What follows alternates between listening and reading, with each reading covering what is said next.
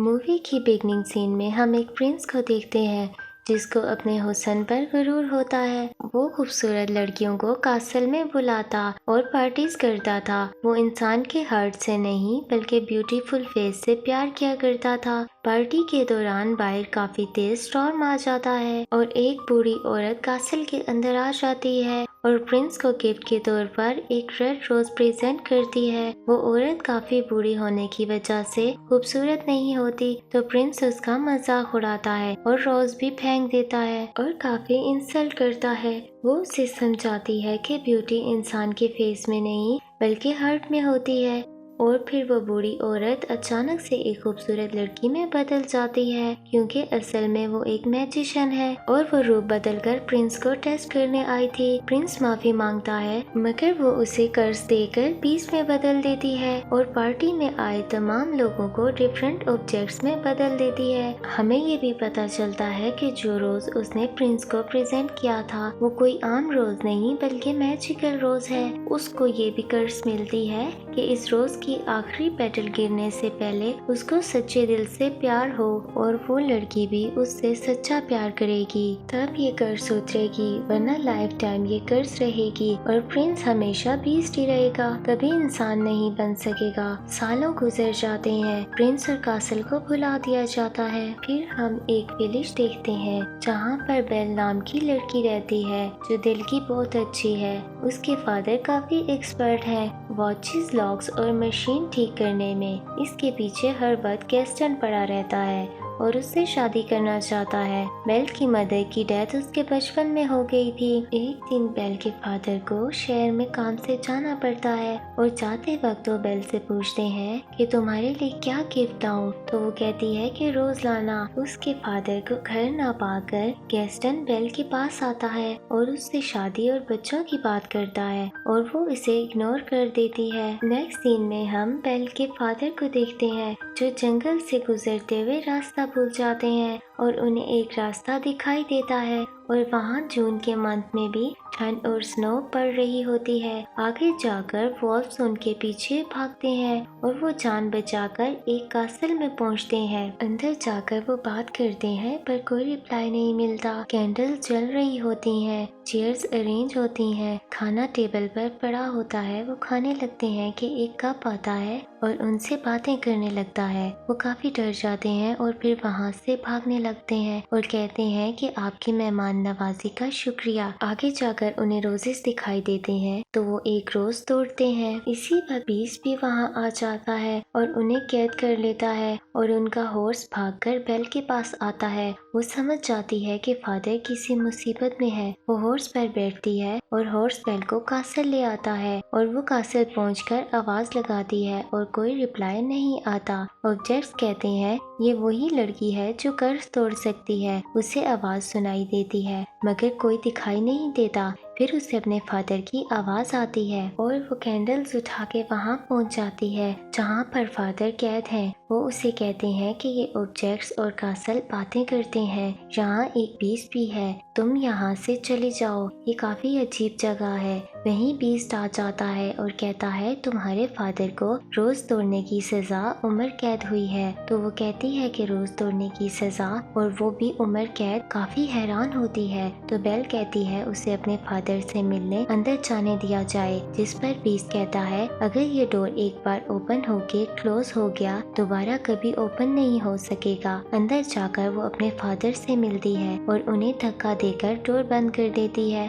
और बीस्ट काफी भड़क जाता है। फिर वो बेल के फादर को ले जाता है। बेल के फादर कहते हैं मैं बहुत जल्द वापस आऊंगा तुम्हें छुड़ाने। शाम हो जाती है। बेल के पास कैंडल और वॉच डोर ओपन करने आते हैं। वो डर जाती है कि तुम कैसे बात कर सकते हो। फिर वो कहते हैं डरने की कोई जरूरत नहीं है, हमारे साथ आओ, तुम हमारी गेस्ट हो, जहाँ चाहो जा सकती हो सिवाय वेस्ट विंग के। वो बेल को एक रूम रहने को देते हैं जो बहुत खूबसूरती से सजाया होता है। इधर बेल के फादर एक बार में पहुंच जाते हैं। गेस्टन भी वहां होता है। वो सबसे हेल्प मांगते हैं कि बेल कासल में एक बीस्ट की कैद में है। उनकी बातों का कोई यकीन नहीं करता। वो सब हंसने लगते हैं गेस्टन उनको हेल्प करने के लिए कहता है। इधर कासल में बीस्ट बेल की कैद से निकलने पर गुस्सा होता है तो ऑब्जेक्ट कहते हैं कि ये हो सकता है कि ये लड़की हमें इस कर्ज से छुटकारा दिला सके। तुम उससे बात करो, इम्प्रेस करने की कोशिश करो और उसके साथ डिनर करो। बीस्ट रूम के डोर पर आकर उसे डिनर की इनविटेशन देता है।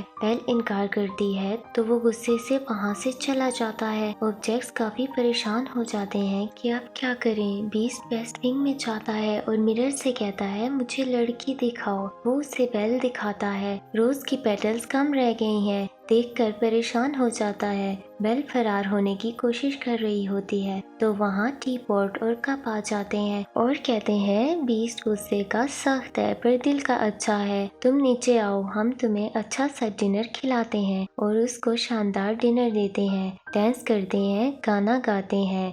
डिनर करने के बाद टी पॉट बेल से कहती है कि तुम जाके सो जाओ। अपने रूम में जाने के बजाय वेस्ट विंग चली जाती है। मैजिकल रोज के पास पहुंच जाती है। रोज को टच करने वाली होती है तो वहाँ बीस्ट आ जाता है। कहता है क्या कर रही हो तुम, तुम्हारी इस गलती से हम सब मुसीबत में पड़ जाते और काफी गुस्सा करता है। बेल वहाँ से भागती है और अपने हॉर्स पर बैठकर वहाँ से निकल जाती है। रास्ते में उसे कुछ वॉल्स मिलते हैं, उस पर अटैक करने वाले होते हैं कि वहाँ बीस्ट पहुंचकर उसे बचा लेता है और बीस्ट काफी इंजर्ड हो जाता है। बेल हॉर्स पर बैठकर वहाँ से निकलने लगती है तो देखती है कि बीस्ट इंजरी की वजह से बेहोश होकर गिर गया है। उसके दिल में रहम आ जाता है और वहाँ रुक जाती है उसकी हेल्प के लिए और बीस्ट से कहती है कि अकेली तुम्हारी मदद नहीं कर सकती, तुम्हें भी हिम्मत करनी पड़ेगी। इंजर्ड हालत में उसे हॉर्स पे बिठाकर कासल ले आती है। बेल के फादर गेस्टन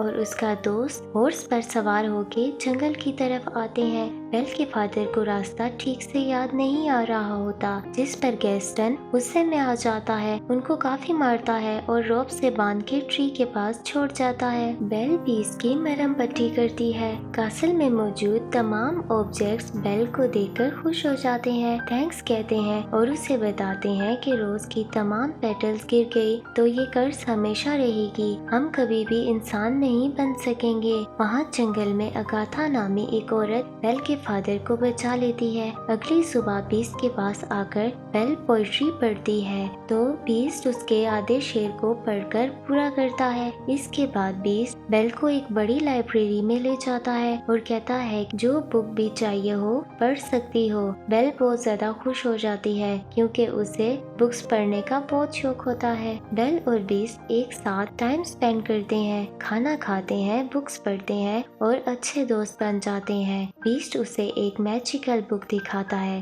और कहता है कि ये उसे उस मैजिशियन ने दी थी, इसके थ्रू कहीं भी दुनिया में ट्रैवल कर सकते हैं, इवन फ्यूचर और पास्ट। तो इस किताब पर हाथ रखकर बेल पास में पेरिस में अपनी मदर को देखने जाती है। उसकी मदर काफी बीमार है, उन्हें ब्लैक डेथ नामी डिजीज हुई है। बेल के फादर को कहती है बेल को यहाँ से लेके चले जाओ, कहीं इससे भी ये डिजीज न लग जाए। विलेज में बेल के फादर सबको गेस्टन के बारे में बताते हैं कि यह मुझे मारना चाहता था और जंगल में छोड़ गया था। तो गेस्टन कहता है आप झूठ बोल रहे हैं और प्रूफ करने का कहता है। वो कहते हैं कि अगाथा से पूछिए, उसने मुझे बचाया है, पर कोई यकीन नहीं करता। फिर गेस्टन के दोस्त को कहते हैं कि तुम भी तो मेरे साथ थे, तुम क्यों चुप हो, तुम सबको बताओ। तो वो भी खामोश रहता है। सब बेल के फादर को पागल समझते हैं। फिर हम कासल में देखते हैं कि सारे ऑब्जेक्ट्स मिलकर बीस्ट को तैयार करते हैं और बेल को भी तैयार किया जाता है। दोनों तैयार होके मिलते हैं और एक साथ डांस करते हैं।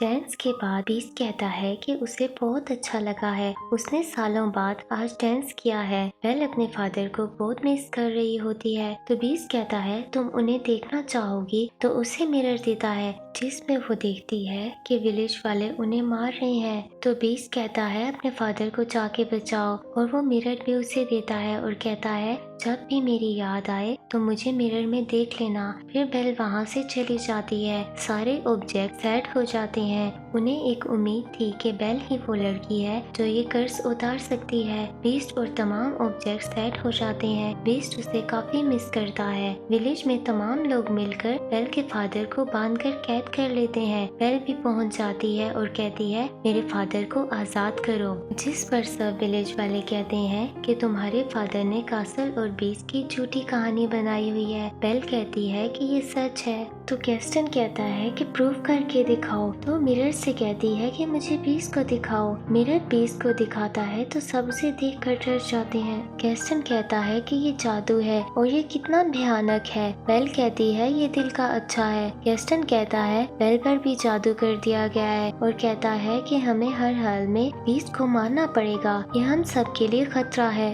विलेज वाले भी बीस्ट को मारने के लिए तैयार हो जाते हैं और कासल की तरफ निकल जाते हैं। बेल को भी फादर के साथ कैद कर लिया जाता है। सारे विलेज वाले बीस्ट को मारने के लिए कासल पर अटैक कर देते हैं। कैद में बेल अपने फादर को कहती है बीस्ट दिल का बहुत अच्छा है और वैसा नहीं जैसा नजर आता है, मुझे इससे बचाना है। उसके फादर जो कि मशीन्स, वॉचेस और लॉक्स ठीक करने के एक्सपर्ट होते हैं, वो लॉक खोलकर उसे भगा देते हैं। कासल के ऑब्जेक्ट्स विलेजर्स को रोकने की कोशिश करते हैं मगर वो डोर तोड़कर अंदर आ जाते हैं। विलेज वाले जब अंदर आते हैं तो ऑब्जेक्ट्स उन पर अटैक कर देते हैं। मौका पाकर गैस्टन चुपके से बीस्ट के पास पहुंचता है। नीचे सारे ऑब्जेक्ट्स विलेजर्स को मार भगा देते हैं। बीस्ट बहुत सैड हालत में होता है। गैस्टन कहता है हमें बेल ने भेजा है तुम्हें मारने के लिए, वो तुमसे प्यार नहीं करती, और बीस्ट पर गोली चला देता है। बीस्ट कासल के नीचे वाले पोर्शन पर गिर जाता है। गैस्टन सेकंड फाइट करने वाला होता है कि बेल उसे पकड़ लेती है तो गैस्टन नीचे गिर जाता है। बीस्ट को पता चल जाता है कि बेल बेकसूर है और सारा तमाशा गैस्टन का किया धरा है। गैस्टन बीस्ट पर अटैक करता है तो बीस्ट उसे पकड़ लेता है। वो गैस्टन को नीचे फेंकने लगा होता है तो गैस्टन अपनी जिंदगी की भीख मांगता है तो कहता है बीस्ट मुझे छोड़ दो। तो बीस्ट कहता है मैं बीस्ट नहीं हूँ और उसे छोड़ देता है। बीस्ट बेल के पास आ जाता है। गैस्टन पीछे से बीस्ट पर फायर करता है। ब्रिज टूटने की वजह से गैस्टन भी वहाँ से गिर जाता है और मर जाता है। बीस्ट बुरी तरह से इंजर्ड होता है। बेल कहती है मैं तुम्हारे साथ हूँ और सब कुछ ठीक हो जाएगा। बीस्ट कहता है कि उसके जाने का वक्त हो गया है। इसी टाइम पर लास्ट पेटल भी गिर जाती है और इसके साथ ही बीस्ट और सारे ऑब्जेक्ट्स की मूवमेंट भी रुक जाती है। बेल बहुत रोती है और उसे कहती है आई लव यू और किस करती है।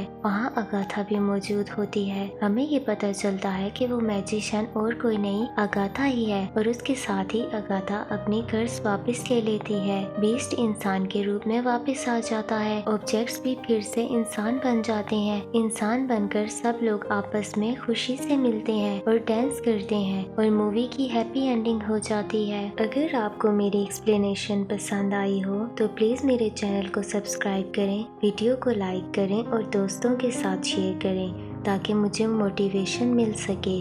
Thank you so much for watching.